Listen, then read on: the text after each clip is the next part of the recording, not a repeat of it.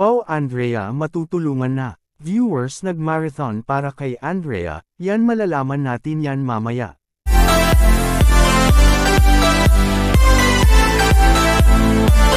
Isa namang mapalang araw sa inyong lahat mga kalingap, sana po ay lagi kayong nakasuporta sa aking ginagawang reaction video.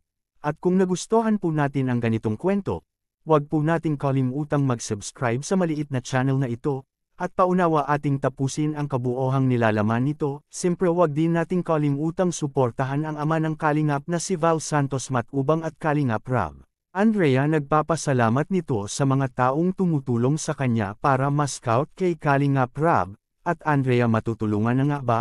Pero bago natin ito tapusin, pag-usapan muna natin mga kalingap ang pamumuhay ng isang batang babae na tumira lamang sa luma at sirang-sira at butas-butas ang mga bubong nito, na kahit si Kalingap Rab ay sobrang nagulat talaga at di makapaniwala sa kanyang nasaksihan na may tumira nga mga kalingap na isang binatang babae na ang pangalan nito ay si Andrea.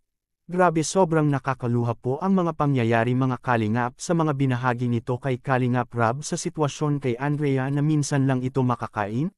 Marami ang mga viewers ang napaiyak nito mga kalingap at naawa kay Andrea sa kanyang katayuan ngayon, kaya malaki ang pasasalamat ngayon ng mga viewers at mga supporters kay Kalingap Rab sa kanyang pag-scout nito kay Andrea, na kahit papano ay mabibigyan ito ng kunting pangangailangan lalo't nag-aaral pa itong si Andrea mga kalingap. Kaya hiling ni Kalingap Rab sa mga manunood na sana magtulungan ang lahat kahit sa panunood lang ng video at mag-share nito ay malaki na po yung tulong sa kanya. Samantala matutulungan na kaya si Andrea mga kalingap sa kanyang mga pangangailangan ngayon?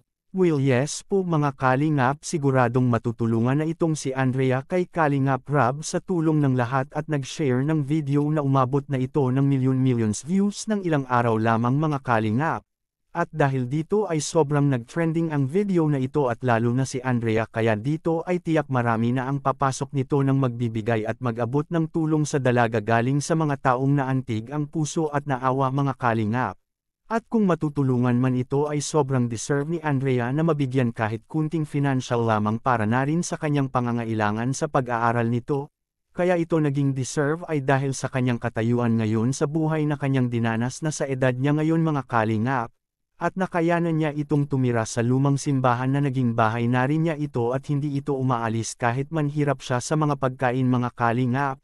Ay nanatili pa rin ito mga kalingap para sa kanyang mga pangarap sa buhay na makatapos ito sa kanyang pag-aaral ngayon, at sa kanyang kwento ay marami ang naluha mga kalingap at napaiyak na lang bigla kay Andrea. At dahil dito ay nagpapasalamat si Andrea ng lubos sa lahat ng tumulong lalong-lalo na kay Kalingap Rab. Kayo mga kalingap, anong masasabi nyo kay Andrea ngayon na matutulungan na ito at mabibigyan na rin ito kahit kunting tulong lamang? Please comment and God bless us all.